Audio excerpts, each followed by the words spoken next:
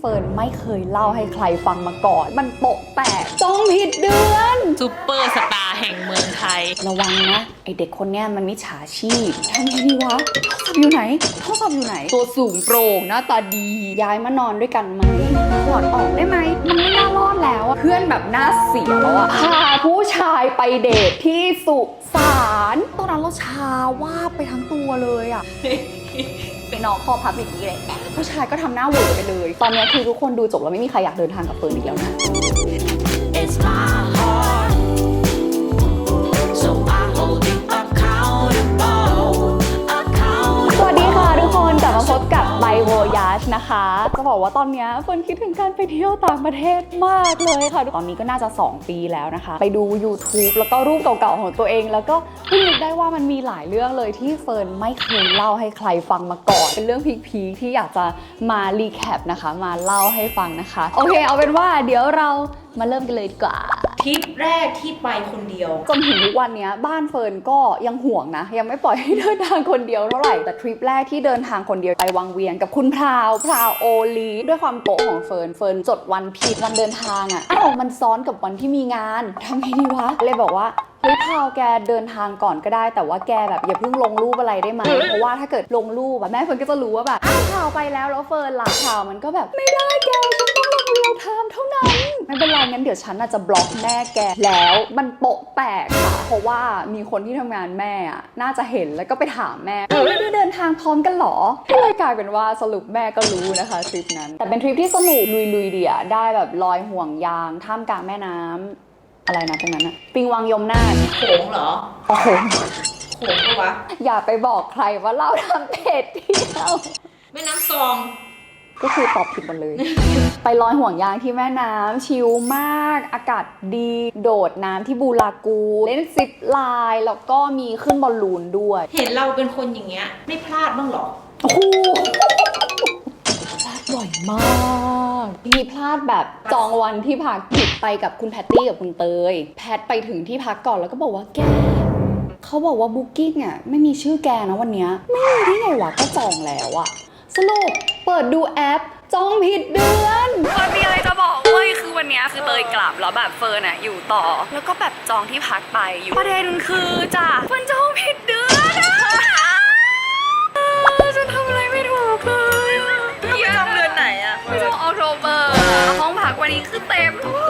คือความไบโวยาความไบเฟิร์นที่ไม่โอเคแล้วทริปนั้นมันไม่ได้มีแค่นั้นเฟิร์นลืมโทรศัพท์ไว้ที่คลาคีกว่าจะรู้ตัวน่าจะมีเกินครึ่งชั่วโมงอะโทรศัพท์อยู่ไหนโทรศัพท์อยู่ไหนวิ่งตามหาเหมือนเดินย้อนอะวนไปไหนมาบ้างวะเดินย้อนทางเดิมไปเจอโทรศัพท์อยู่บนโต๊ะกลางคลาคีเกิดเรื่องอีกแล้วอะเฟิร์นหาโทรศัพท์ไม่เจอเฟิร์นจำไม่ได้แบบเฟิร์นไปวางลืมไว้ตรงไหนอะคือถ้าเกิดว่าเป็นที่ที่เฟิร์นคิดอะตรงนั้นคือคนเดินผ่านเยอะมากแล้วก็เดินผ่านตลอดเวลาเฟิร์นไม่รู้ว่ามันจะหายไปหรือยังอะโทรศัพท์ยังอยู่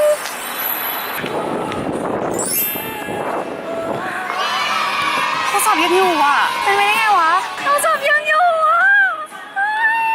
งงมากว่าทำไมมันยังอยู่อ่ะมันยังไม่จบแค่นั้นทริปเดิมเลยเพื่อนเป็นคนสิงคโปร์จะคอยเป็นคนแบบถ่ายรูปให้ถ่ายรูปเสร็จกำลังจะย้ายไปอีกที่หนึ่งนั่งแกร็บเขาก็บอกว่าใบเฟิร์นฝากโทรศัพท์หน่อยนี่ก็เอาโทรศัพท์เพื่อนมาถึงคาเฟ่อีกที่หนึ่งเพื่อนถามแบบขอโทรศัพท์หน่อยสิอ๋อได้โทรศัพท์อยู่ไหน หาย ไม่ใช่โทรศัพท์กูด้วย แฟลชแบ็กของตัวเองมันเข้ามาอ๋อได้สิเพื่อนแล้วก็วางไว้ต้องบอกแล้วตอนลงรถก็คือลงไปเลยเพื่อนแบบหน้าเสียแล้วอะการที่เราจะตามได้อะคือมันก็ต้องแบบมีเลขทะเบียนมีอะไรซึ่งเลขทะเบียนมันอยู่ในแอปแล้วแอปอยู่ไหนอยู่ในโทรศัพท์อยู่ไหนอยู่บนแกร็บสุดท้ายเพื่อนก็เลยโทรหาศูนย์แกร็บนั่งจากที่นี่ไปที่นี่เวลาประมาณนี้ถึงนี้สุดท้ายแกร็บสิงคโปร์ตามให้ได้วะโทรศัพท์ยังอยู่ฉันโชคดีมากแต่แบบเพื่อนอาจจะเกลียดไปแล้วก็ได้อะนะคะคือถึงที่ต่อไปแล้วแต่ว่าเฟิร์นก่อเรื่องอีกแล้วอะคือเมื่อกี้ซิปถ่ายรูปแพทอยู่แล้วก็เลยยื่นโทรศัพท์ให้เฟิร์นถือไว้เพราะว่าอูเบอร์จะมาแล้วแบบพออูเบอร์มาเราก็ขึ้นอูเบอร์กันแล้วเฟิร์นก็แบบวางไว้ตรงข้างที่นั่งคนขับอะเพราะซิปนั่งหน้าไงแล้วเฟิร์นก็แบบคือเวอร์มากวันเนี้ยเบอร์จริงแล้วก็ตอนลงก็คือลืมไปเลยอะคือลืมบอกซิปว่าแบบวางไว้ให้ตรงนี้นะแล้วก็แบบก็ลงแท็กซี่ไปแล้วแล้วก็แบบไปแล้วคือเฟิร์นโทรหาซิปประมาณแบบกี่สายแล้วก็คือ ยังไม่มีใครรับเลยเครียดอะกินอะไรไม่ลงเลยอะตอนนี้คือทุกคนดูจบแล้วไม่มีใครอยากเดินทางกับเฟิร์นอีกแล้วนะ มีทริปหนึ่งไปญี่ปุ่นเหมือนไปช่วงเทศกาลแบบที่พักคือแพงมากเฮ้ยงั้นไม่จองที่พักละกันสนามบินอะไรวะโอซาก้ามันจะมีเหมือนแบบว่าที่นอนพักอยู่เป็นออนเซ็นมีอาหารให้กินจ่ายถูกมากคนละไม่เท่าไหร่แล้วก็มีแบบเป็นที่ให้นอนเซิร์ชข้อมูลแล้วนะเขาบอกว่าไม่ต้องจองยังไงก็ไม่เต็มไปถึงแปะป้ายข้างหน้าว่าเต็มก็กลายเป็นว่านอนสนามบินครั้งแรกในชีวิตนี่คือสภาพของดิฉันตอนนอนสนามบินนะคะ ใครจะรู้ว่านี่คือซุปเปอร์สตาร์แห่งเมืองไทย เป็นประสบการณ์การนอนสนามบินครั้งแรก คำถามคลาสสิกเคยเจอโจรไหมฮะ มิจฉาชีพ 18 มงกุฎ เคย เป็นแบบอะไรที่น่ากลัวปะ มาในคราบเด็กใสๆเลย ไปกับเพื่อนอะไรอย่างงี้ใช่ไหมเขาก็แบบอ่ะไปเป็นคู่ทริปนั้นเป็นทริปอกหักของฉัน โอเคก็ปล่อยให้เขาไปฉันแบบปลีกตัวออกมาอยู่คนเดียวไงฟังดนตรีสดอยู่สักแป๊บมีเด็กคนนึงเด็กผู้หญิงเหมือนชวนคุยกล้องสวยจังเลยถ่ายรูปให้หน่อยสิเป็นคนเฟรนลี่ไม่ค่อยคิดอะไรเยอะก็ถ่ายรูปให้อ่ะแชะขอดูรูปหน่อยได้ไหมถอดออกได้ไหมอยากดูอ่ะขอถือหน่อยได้ไหมไม่กล้าให้อ่ะแต่เขาตื้อหนักมากกับพี่ไหมเขาตื้อจนแบบเรารู้สึกว่าเฮ้ยแปลกละแล้วเราก็เลยแกล้งทำอย่างนี้เซลฟี่กันคือเราก็กะว่าถ้ามันเกิดอะไรขึ้นกับเราอย่างน้อยฉันมีลูก อ่ะฉลาด ฉันมีลูก ฉลาดอย่างน้อยกูมีลูกมึง จนมีคนแก่2 คนเดินมา แล้วก็บอกว่าระวังนะไอเด็กคนเนี้ยมันมิจฉาชีพ มันพยายามจะปลดนาฬิกาข้อมือของฉันเซ็นฉันไม่ผิดเลย เป็นเหยื่อคนอื่นเลยวันนี้ คือหน้าเฟิร์นดูโง่ที่สุดตรงนั้นหรอหรือยังไงใดๆก็คือมีพระเอกขี่ม้าขาวมาช่วย ตัวสูงโปร่งหน้าตาดี ผู้ชายคนนั้นเขาก็เข้ามาคุยจนมิจฉาชีพก็เริ่มแบบว่าก็หายไปไม่ไว้ใจเด็กใช่ไหมเด็กผู้หญิงตัวเล็กๆไม่ไว้ใจ ผู้ชายชวนไปเดินเล่นในเมืองเดี๋ยวฉันจะพาทัวร์ฉันเป็นคนที่นี่ไปกับฉันไหม ไปเฉย ไปข้างหลังมีโบสถ์ไปดูไหม ที่รัก ไป แล้วก็แลกคอนแทคกัน กลับมาที่ดับลินค่ะด้วยความเปลี่ยวอกหักเลยแบบ ฉันจะเลื่อนตัวกลับ ฉันจะอยู่คนเดียวต่อ กรุงเทพมันมีแต่ความทรงจำของเรา ฝรั่งยูมาอยู่ที่ดับลินหรอ จะไปทำธุระที่ดับลินพอดีเลยแต่คือเราพักเป็นโฮสเทลห้องหญิงล้วนนะ ออกไปกินข้าวกัน ผู้ชายก็บอกว่าเนี่ยเราอ่ะจองที่พักเดียวกับยูเลย แต่เป็นห้องเดี่ยวย้ายมานอนด้วยกันไหม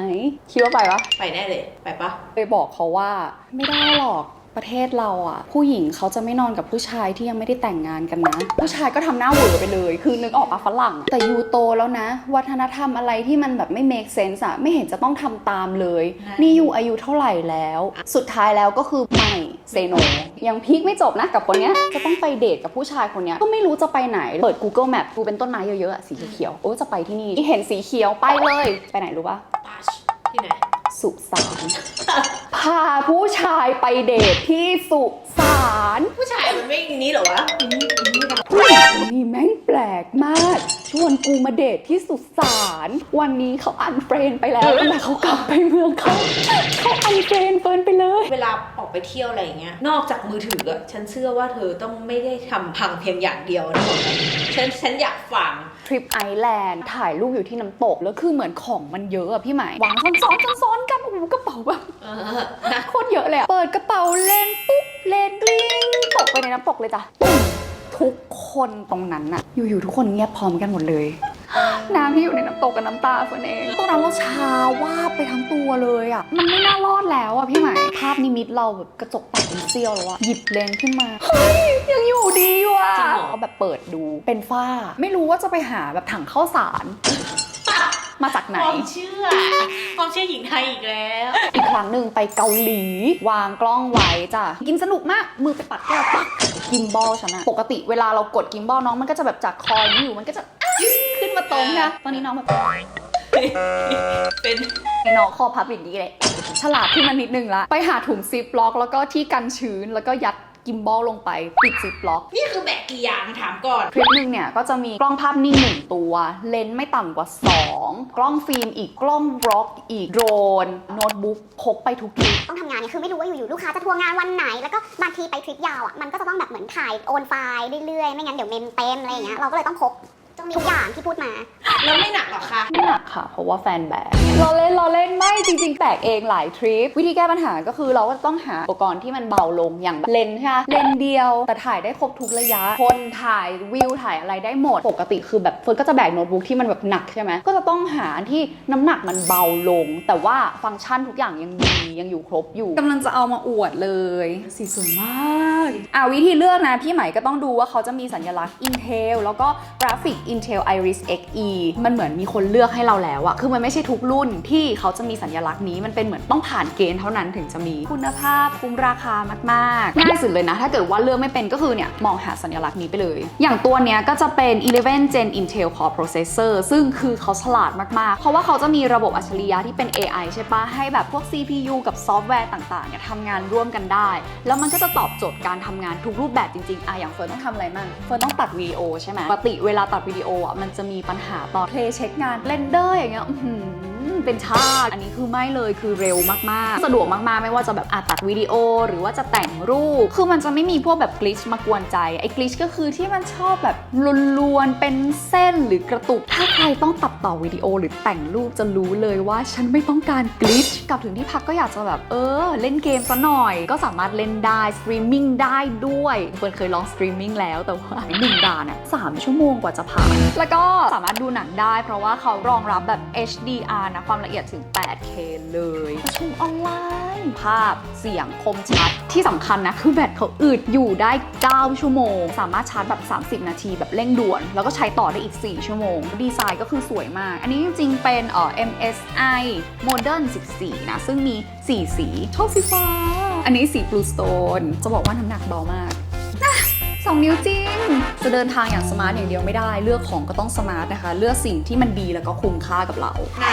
เพราะว่ามันมี สกิลตัดต่อหน่อย คลิปที่1บล็อกแบบยังไม่มีคำพูดดูไหม ดูเปิดหนึ่ง ไต้หวันอันนี้เป็นเอ้ยใครอะใครอะ ใครอ่ะ ในวิดีโอคือใครอะจำได้ปะจำหน้าตัวเองไม่ได้เลยค่ะมุกเดียวเลยปิดกล้องเปิดกล้องมีแค่นั้นเลย ไหนแรกแล้วขอดูแบบท้ายสูตรก่อนแบบปิดประเทศอ่ะ คือทริปอังกฤษไปกับคุณเตย ดูคิ้วนะ สดใสปะสดใสปะ หน้าตาดูสดใสอ่ะดูแบบนี่ไม่รู้เลยว่าจะเป็นทริปสุดท้าย คิดว่าสดใสปะ ก็ดูแบบปกติคุณบีอ่ะ ทริปนั้นอะเป็นทริปอกหักเป็นทริปที่แบบร้องไห้ทุกวันร้องอยู่แล้วก็ต้องแบบว่าเฮ้ยต้องฮึบเราอยากจะส่งความสุขเวลาแบบคนดูวิดีโอเราไงเราก็เลยแบบปาดน้ำตาเสร็จทุกคนคะตอนนี้นะคะเราอยู่ที่ตึ๊ดเวลาเราจะทำร้องออกมา เรามองว่ามันคืองานที่เราอยากจะส่งความสุขอะให้คนที่ดูทุกอย่างไว้กับเราแล้วก็แบบทุกคนคะตอนนี้นะคะเราอยู่กันที่นี่เป็นเส้นของเหมือนแบบโปรเฟชชั่นอลกับเรื่องส่วนตัวแหละ ไม่ว่ายังไงเราก็ต้องเก็บเรื่องส่วนตัวไว้ก่อนแต่หน้ากล้องอะคือสิ่งที่เราอยากถ่ายทอด ถ้าให้ไปละไม่มีละโควิดบนโลกไปที่ไหน ถ้าตอบแล้วอย่าอ้วกแตกนะฉันไปที่ไหนก็ได้กับแฟนฉันอยากไปทุกที่กับแฟนฉัน ยังไม่เคยเดินทางเลย ยังไม่เคยเดินทางไปต่างประเทศกับพี่บอมเลยอ่ะประเทศไหนก็ได้คือเฟิร์นรู้สึกว่าสิ่งที่สำคัญอ่ะมันคือคนที่เดินทางไปด้วย สมมุติว่าเหตุการณ์ในทริปมันจะไม่ดีสมมุติเฟิร์นหลงตกรถไฟหกล้มหรืออะไรแต่ถ้าคนข้างๆมันทำให้แบบเรามีความสุขอ่ะมันก็สามารถมีความสุขได้ไม่ว่าทริปนั้นมันจะเกิดแบบอะไรที่ไม่คาดคิดก็ตามมันน่าสนุกดีที่เราจะผจญภัยไปด้วยกันเอ้ยคำตอบน่าอ้วกมากเลยอ่ะ คำตอบทำร้ายจิตใจกูอีกแล้ว คลั่งรักมากเกือบทุกคลิปนะคะสามารถกลับไปดูย้อนกันได้นะคะที่ลงไปแล้วช่วงหลังๆเนี่ยคลั่งรักประธานชมรมคนคลั่งรักที่ก็ประมาณนี้นะคะเป็นการแบบเล่าเบื้องหลังของการไปเที่ยวเนาะแล้วก็เหตุการณ์พีคๆรวบรวมมาเล่าให้ฟังนะคะเผื่อว่าแบบคิดถึงไงก็สามารถไปดูใบวายาดย้อนหลังได้นะคะแล้วก็มาภาวนากันให้พวกเราทุกคนเลยนะทั้งเฟิร์นแล้วก็คนที่ดูอยู่ได้กลับไปเที่ยวต่างประเทศกันให้เร็วที่สุดนะคะโอเคไปละบ๊ายบาย